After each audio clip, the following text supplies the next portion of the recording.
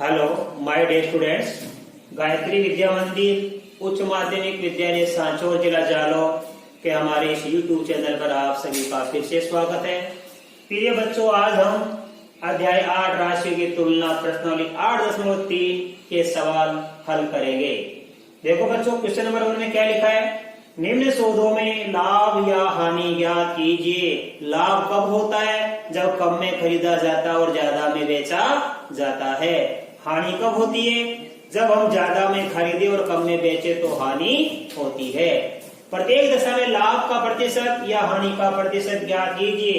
यदि लाभ हो रहा है तो लाभ का प्रतिशत ज्ञात करो और हानि हो रही है तो हानि का प्रतिशत ज्ञात करो। यानी 100 में से कितना लाभ होगा और 100 में से कितनी हानि होगी, ये हमको ज्ञात करना है।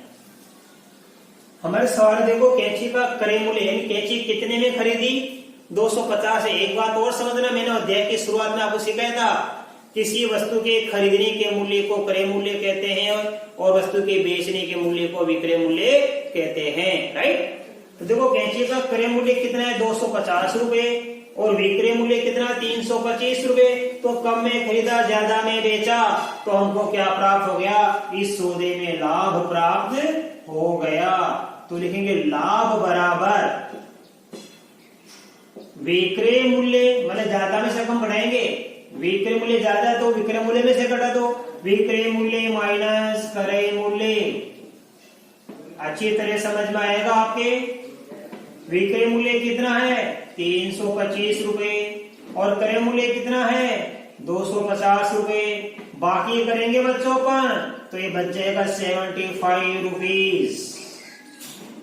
75 रुपए का लाभ हो गया।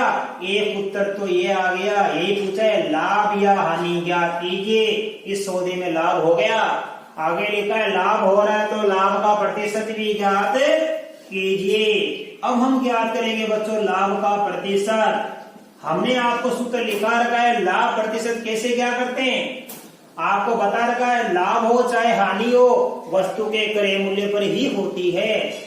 तो लाभ का प्रतिशत ज्ञात करने का सूत्र होता है बच्चों, लाभ गुणा में 100 बटा क्रय मूल्य। राइट? अब देखो, हम लिखेंगे लाभ कितना प्राप्त हो गया हमको? 75 रुपए, 75 रुपीज गुणा में 100 बटा क्रय मूल्य। क्रय मूल्य हमारे पास में कितना आ रहा बच्चों? 250। तो यहां लिखेंगे 250। अब काट के हल करेंगे। काटना आपको अच्छी तरह सिखा रखा है। समान संख्या से ऊपर नीचे की संख्या कट दी है। ये 0 0 समान पड़ गया। अब ये दोनों 25 से कटेगी। 25 से कम 25, 25 का भाग 3 बार गया तो यहाँ बच गया 3 गुणा 10, अर्थात 3 को 10 से गुणा करने पर आता 30। प्रतिशत का चिन्ह लगा देना। 30% इसका आंसर आ गया। इस सौदे में लाभ का प्रतिशत कितना होगा? 30%। इट मीन्स 100 रुपए पर 30 रुपए का लाभ होता है। तो हमने प्रतिशत भी क्या करना सीख लिया।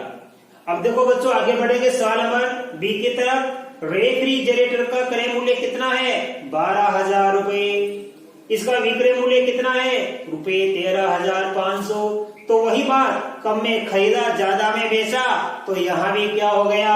हमको लाभ हो गया बच्चों। राइट? तो इसके बाद में क्या करना? इसका क्वेश्चन नंबर बी देखो ध्यान से।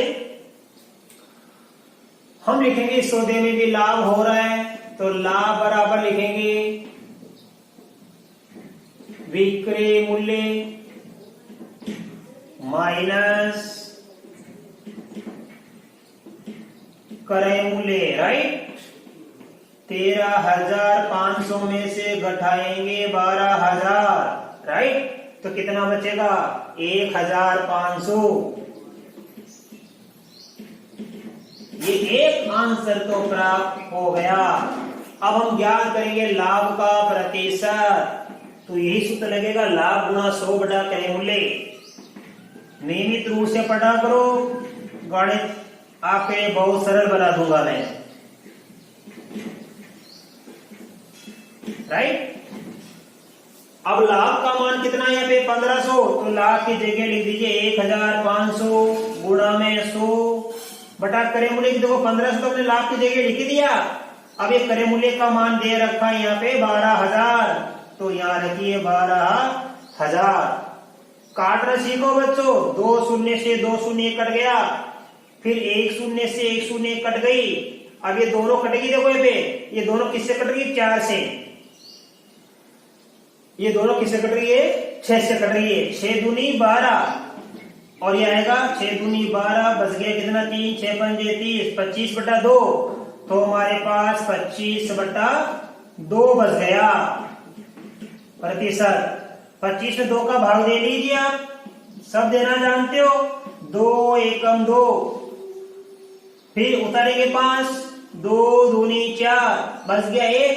तो भाग कितनी बार गया? ये 12 तो पूर्ण भाग हो गए, पूरे 12 टाइम गया भाग। अब 1 और 2 की बनाएंगे उचित भिन्न। उचित भिन्न का मतलब ये जो हमारा शेष बचता है हमेशा कम बचता है, इसको अंश इसको हर बना देना। 12 सही 1/2%। इस प्रकार हमने ये इसका 20 सवाल भी हल कर लिया। बच्चों आप इसका स्क्रीनशॉट लीजिए, इसके बाद इसके आगे के सवाल बताऊंगा आपको।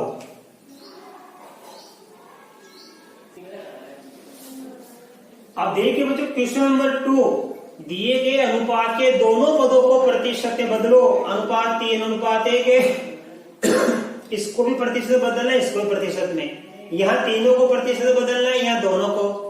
अब देखो इसके पहले मैं आपको बता रहा हूँ क्वेश्चन नंबर 1 का सी और डी आपको मैंने होमवर्क में दिया है। मैंने आपको ए और बी बताया, उसी प्रकार सी और डी करना। और क्वेश्चन नंबर ये 2 बता रहा हूं मैं आपका, ए बी सी 3 सवाल मैं बताऊंगा और चौथा डी वाला आप स्वयं करना बच्चों, राइट। तो देखो कैसे करेंगे, प्रतिशत में बदलेंगे इन दोनों अनुपातों को। तो सबसे पहले देखो हम लिखेंगे, ये पहला सवाल हमारा ए, इसको अलग करेंगे। पहले आप अनुपात के पदों को इनका योग कर दीजिए। अनुपात के पदों का योग कर दीजिए। 3 + 1 = 4, राइट। अब इस 3 को प्रतिशत बदलेंगे, इसलिए नंबर 1, 4 में से पहला पद कितना है? 3। 4 में से पहला पद 3 है, तो लिखेंगे 3/4। अब इसको प्रतिशत बदलने के लिए किससे गुणा करेंगे? 100 से। अब देखो दूसरा पद कितना? 1, तो दूसरे को लिखेंगे 1/4। तो ये पहला तो हो गया 3/4, इसको प्रतिशत बदलने के लिए 100 से गुणा करेंगे। दूसरा हो गया 1/4, इसको भी प्रतिशत में बदलने के लिए 100 से गुणा करेंगे। तो देखो क्या आ जाएगा, 4 का भाग देंगे 25 बार, 25 को 3 से गुणा करने पर आता 75%।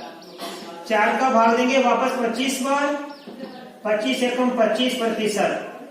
ये 2 आंसर आ गया, राइट। इसी प्रकार हम यहां भी क्या करेंगे, अनुपात के पदों को क्या करेंगे? योग कर देंगे। तो देखो कैसे लिखेंगे, बड़ा ही सरल तरीका है। अनुपात के पदों का योग कर दीजिए आप। 2 + 3 + 5 कितना हो गया? 10। अनुपात के पदों को जोड़ दो। अब इन सभी अनुपातों को हम क्या करेंगे? प्रतिशत में बदलेंगे। इसलिए प्रतिशत में बदलने पर आप लिख सकते हो, ये प्रतिशत में बदलने पर नंबर 1 पहला कितना है? 10 में से 2 है, तो 2/10। दूसरा कितना? 3 10 में से, तो लिखो 3/10। और तीसरा कितना है? 5 10 में से, तो 5/10। तो ये अनुपात 2/10, ये अनुपात 3/10, ये अनुपात 5/10। अब सभी को प्रतिशत में बदलना है, तो इसको भी आप 100 से गुणा कर दो, इसको भी आप 100 से गुणा कर दीजिए। अब देखो काटने पर क्या हो जाएगा? 0 से 0 गया, 0 से 0 गया, 0 से 0 गया। तो 10 को 2 से गुणा करेंगे 20%, 10 को 3 से गुणा करेंगे 30%, 10 को 5 से गुणा करेंगे 50%। ये हमारा आंसर आ गया। हमने तीनों ही पदों को प्रतिशत में बदल दिया। 2 वाला बन जाएगा 20%, क्योंकि 10 में से 2 है तो 100 में से होगा 20। 3 वाला 30% बन जाएगा, क्यों? क्योंकि 10 में से 3 है, 10 में से देखो 3 है तो 100 में से हो जाएगा 30। तीसरा देखो 10 में से 5 है तो 100 में से कितना बन जाएगा? 50। इस प्रकार हमने तीनों पदों को क्या किया? प्रतिशत में बदल दिया। इसी प्रकार इनको कर लो आप, अनुपात के पदों का योग, अनुपात के पदों का योग 1 + 4 कितना बनता है 5। अब यार प्रतिशत बदलेंगे इन दोनों पदों को, तो प्रतिशत में बदलने पर तो क्या आ जाएगा, नंबर 1 पहला अनुपात कितना 1 5वें से, तो ये हो गया 1/5। इसको हम 100 से गुणा करेंगे, प्रतिशत बदलने के लिए 100 से गुणा करते हैं, भूल मत जाना कोई। 5 का भाग देंगे 20 को 1 से गुणा करेंगे 20%।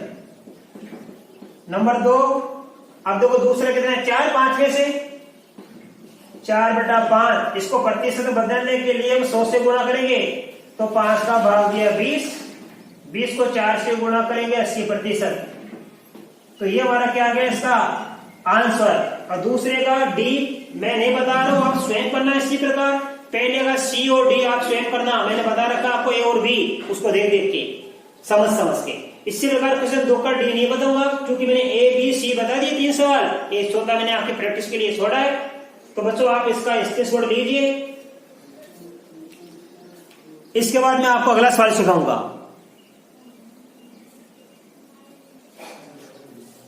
आप देखिए बच्चों इसका क्वेश्चन नंबर 3, इसमें लिखा है एक नगर की जनसंख्या 25,000 से घटकर 24,500 रह गई, घटने का प्रतिशत ज्ञात कीजिए।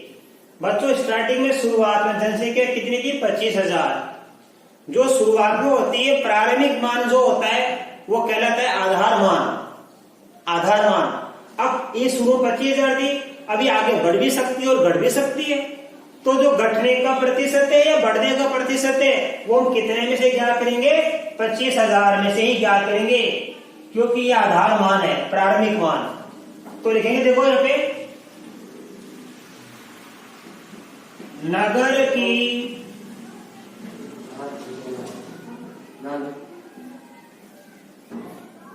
प्रारंभिक जनसंख्या, ध्यान देना कितनी यहाँ पे, प्रारंभिक को बोलते हैं P0। प्रारंभिक ये P0 था आधार वर्ष, हमेशा प्रारंभिक को मानते हैं P0 बराबर कितनी है 25,000। घटने के बाद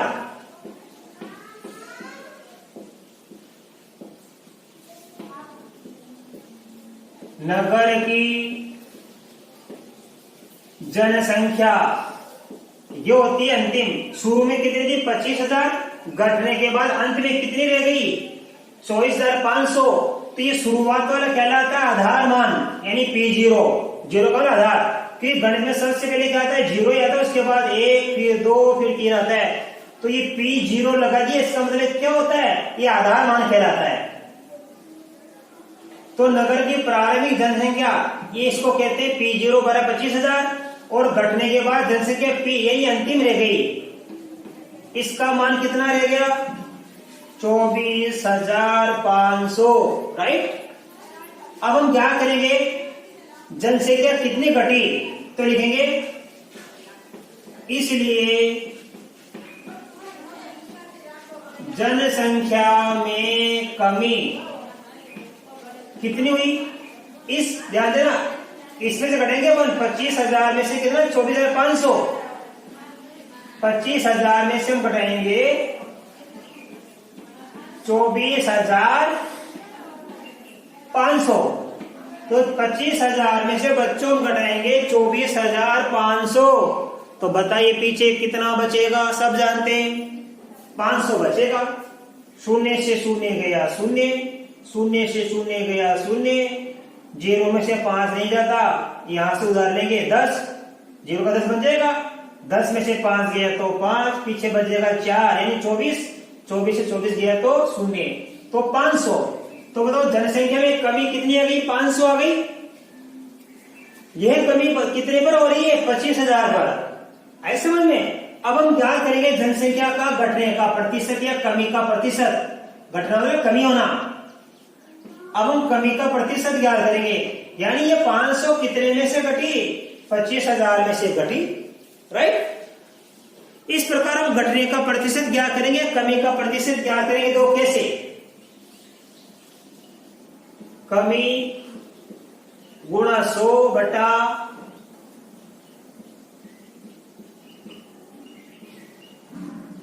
प्रारंभिक मान,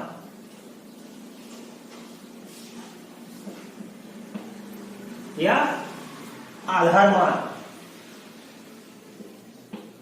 अब कैसे क्या करें? कमी कितनी हो रही है हमारे पास में? 500। ये 500 कितने में से घट रही है? 25,000 में से।